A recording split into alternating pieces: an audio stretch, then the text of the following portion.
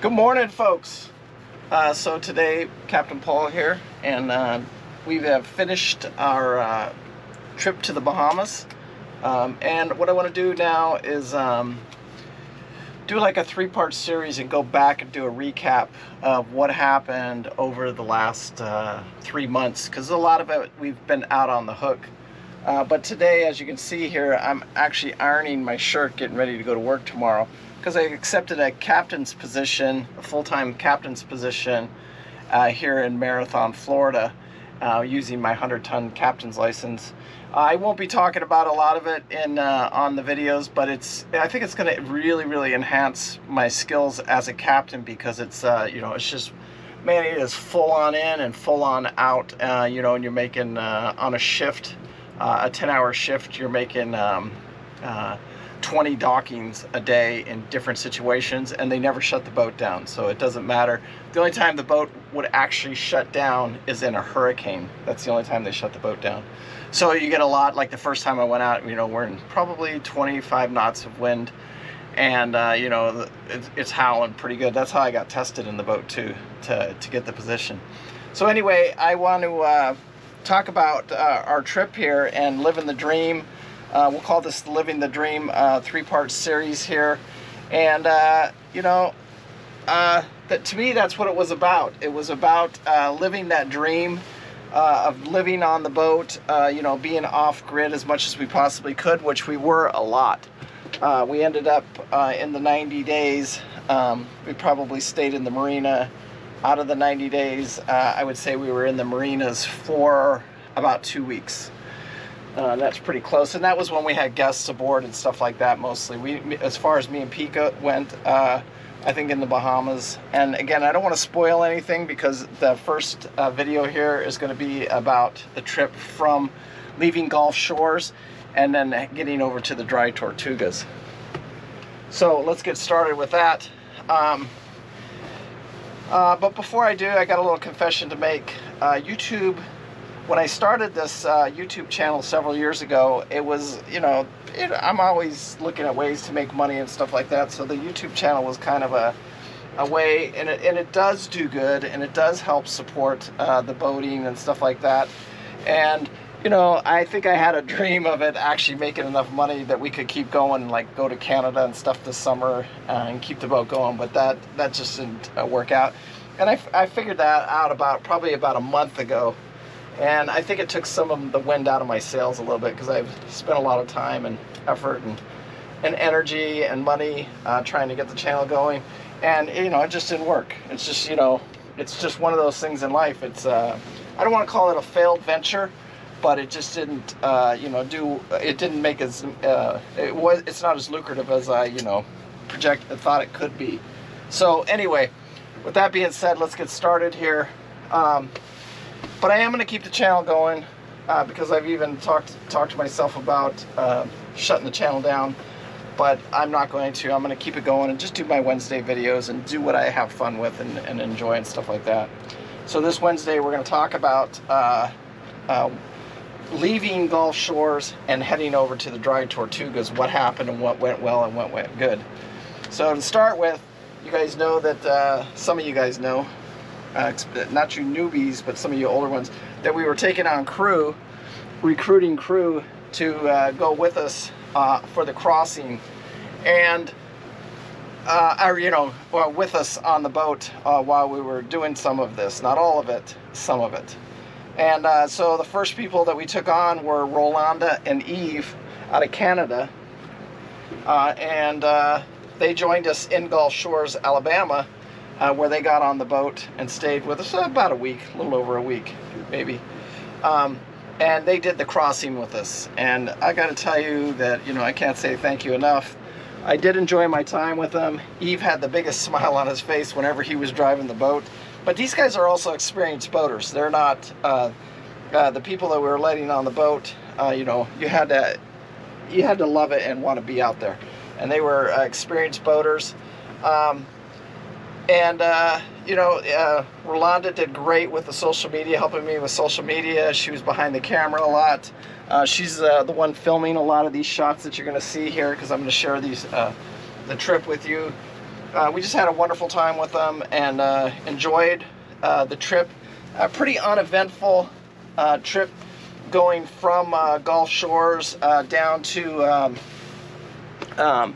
let's say over there to Carabel, which we didn't really go into the marina at all. We just once we got over there, we just made our crossing right from Carabel. I loved our trip to Destin. We got to stay 2 nights in Destin Harbor with them and enjoy that, dinghy around a little bit. It was just so much fun. And that's such a beautiful place. And anybody that's lucky enough in their life to ever get to go over to that bay, you understand what I'm saying, and you know what I'm talking about.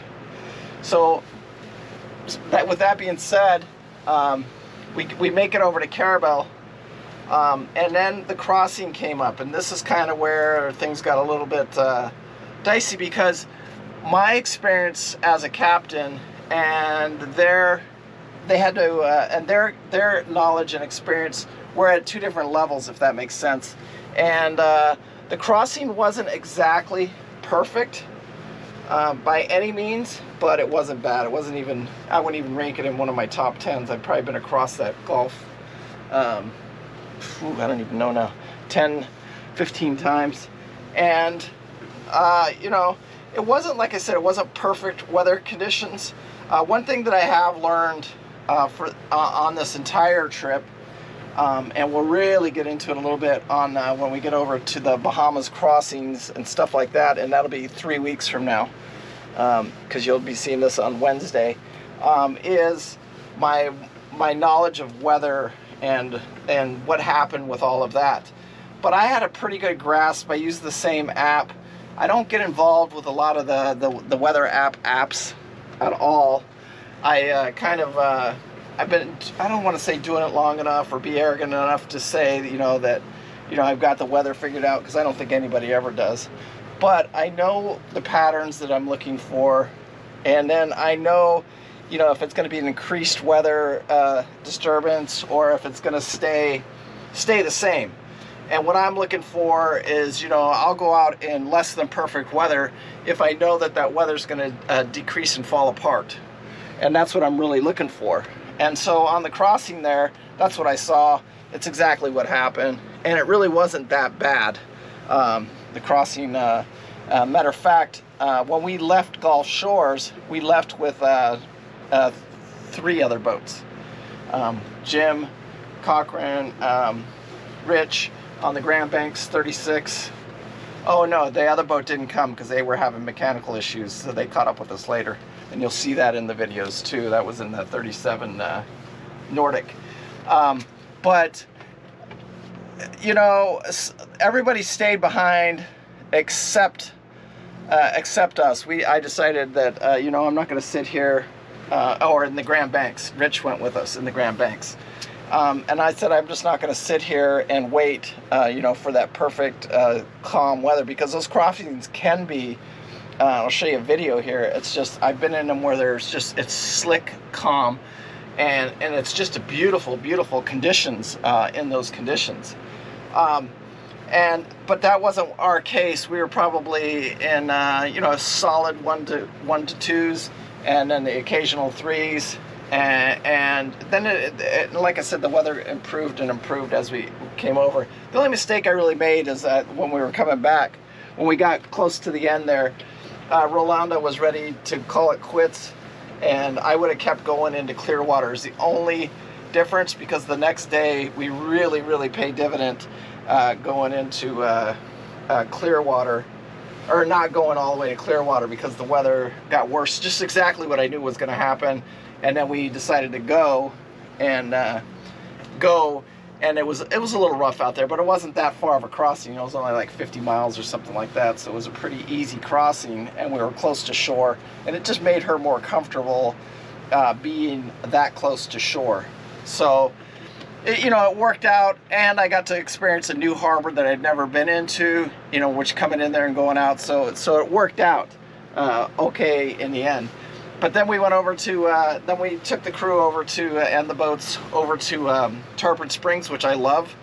Anybody gets a chance to go boating, you guys gotta no Tarpon Springs, and it was just a wonderful, wonderful time. We stayed about 2 days in there. Thank you, Rich. I think he paid our slip fees while we were in there, so it was awesome. And then that's where we said goodbye to Rolanda and Eve. You know, like I said, I miss them. I missed them after they left us, and then me and Pete stayed on the boat ourselves, and then took it down to Fort Myers, where we were picking up other passengers, which happened to be Steve, and that was a whole different experience, because Steve is a very experienced boater. He knew the offshore, and I was able to call him actually.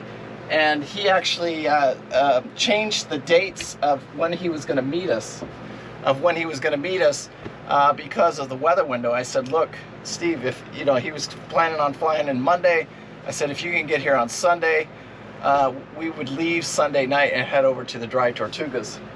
And I know everybody dreams about the Dry Tortugas, trust me, because that's all you hear about, especially as I was doing the captain thing. Was the Dry Tortugas. This is over there in Gulf Shores, everybody says, I heard it several times, I'm going over to the Dry Tortugas. I think they got in over their head. They didn't know what they were doing, and I never heard of anybody making it actually from Gulf Shores, but I'm sure there is lots of boaters that did. None of my friends did. So I told Steve, I says, we have a perfect weather window, and it's Sunday, but it also gave us time over in the Dry Tortugas, which was so nice about it. And I felt very strongly about it, and he said, hey, no problem at all. He jumped on an airplane, he switched his flight, and then jumped on an airplane, and he met us literally at 6 o'clock. We grabbed him and dinghied him over from where we were at in Fort Myers there, which is where we dropped the big cat box. I'll show you that video right here. I'll share it with you in a link. Anyway, the cat box that's where we dropped it, and that's just devastated from that hurricane. It's just absolutely devastated. We got to meet some YouTube subscribers while we were over there, and we just had a great time. Even though it was devastated over there, I loved it. But Steve jumps on there, and not knowing what his skill sets are, or what he's going to be able to do, or how he's going to be able to contribute on the trip. I know he's tired, I know he's got jet lag, but he jumps on the boat at night. Literally, it's 6 o'clock. And I want to clear the harbor just because I want to get out of the crab traps, try and get out of the crab traps the best I can before it gets too dark. So I said, we just got to go. The minute you get here, I think his plane landed like 4:45, and then he had to take an Uber ride over to us. And then we just jumped on it and left, literally. Just threw the dinghy on the boat, and we left, hunkered down and left. And I got to tell you, man, that ride, it would be up there in probably my top two. Nah, it would be in the top three for as far as weather goes. It was just absolutely gorgeous, the ride going over the Dry Tortugas. And then getting up in the morning, we took our shifts. Steve took a shift. And then we just let him sleep till like 9 o'clock. Yeah, till in the morning. And when he woke up, we were pulling into the Dry Tortugas basically, and it was just an amazing trip. The dolphins coming in, just the whole 9 yards, and it was just as clear could be. And the water was just smooth. We had a nice moon out. It seems like to me, I don't want to spoil things for you guys for some of the later episodes, but it seems like when you travel and that moon's out, the water just sometimes can get so slick calm. It's ridiculous. And then when you have that moon out, you get anything, let's just say about a 90% or 80% crescent moon or better. It's just awesome. It's just unbelievably awesome. And we had that going over to the Dry Tortugas with Steve. And it was just an amazing ride. And I just say, hey, dude, he must be eating right and good with his God, because we just had such a wonderful, beautiful ride over there. And then once we got to the Dry Tortugas, it was almost like we were there with one of our brothers. It was, it all just clicked, and we all clicked together. and we're trying out the aqua scooters, and you know, just playing around and just having a lot of fun. And the Dry Tortugas, you know, would I go back? Oh, absolutely, 100%. Would I go back in Southern State? Maybe, if they're right, you know, if I was taking some people out, I would definitely do it. You know, but the weather window has to be perfect, because it's in Southern Estate here, it's about from where I'm at right now, it's an all-day trip there. Like literally, it's about a 10 or 12 hour trip from right here where we're sitting in Marathon over to the Dry Tortugas. And then you need that, you want a window of, you know, just having awesome weather over there and experiencing it. And then you want another awesome window of being able to come back. So that's where I'm at with the Dry Tortugas. But yes, I'd absolutely 100% go. The Dry Tortugas, you know, the diving was, and again, I don't want to spoil things, but the water was crystal clear. And I don't believe that the water was any better anywhere else that we went. You know, it was pretty nice. The water was nice. Fishing was okay. We didn't catch any eatable fish, and we really hadn't started fishing yet. At that point of the trip, we really started fishing after we left the Dry Tortugas, is when we really started fishing. Anyway, I hope you guys enjoyed this week's video. It's just, you know, some old man rambling about his dream, but you know, the dream is over. It's time to go back to work and make some money and figure out how to keep this boat afloat, if you know what I mean. And I've enjoyed all my conversations with all of you. I can't thank the Patreons enough. I can't thank you know, the people and the support that you guys have given on the YouTube channel. It's just been totally amazing. You know, Jerry, Steve, you know, Jim, all of you guys, just you guys have no idea how important it is to me, and how it kept me going and stuff like that. And you know, being out here, sometimes I think I'm out here, you know, people live through watching what I'm doing. And you know, it's just been an incredible journey, an incredible adventure, and I can't do it without you guys. And I really truly want to just say thank you from the bottom of my heart. Anyway, thank you guys. Peace out. And we'll see you next week, when I'm going to talk about leaving the Dry Tortugas and actually, you know, going from doing all of the Keys and Miami and stuff like that, back to the Keys, and then staging for the Bahamas. That's what we'll call part 2. And then part 3 will be actually us getting the boat, leaving Marathon. I don't want to spoil it for you, but we did run into some engine problems. We had some last-minute issues and stuff like that. So anyway, keep watching. I appreciate it. Make sure you hit that like and subscribe, share it with your friends, and I do appreciate you guys so much. Thank you. Thank you. Bye.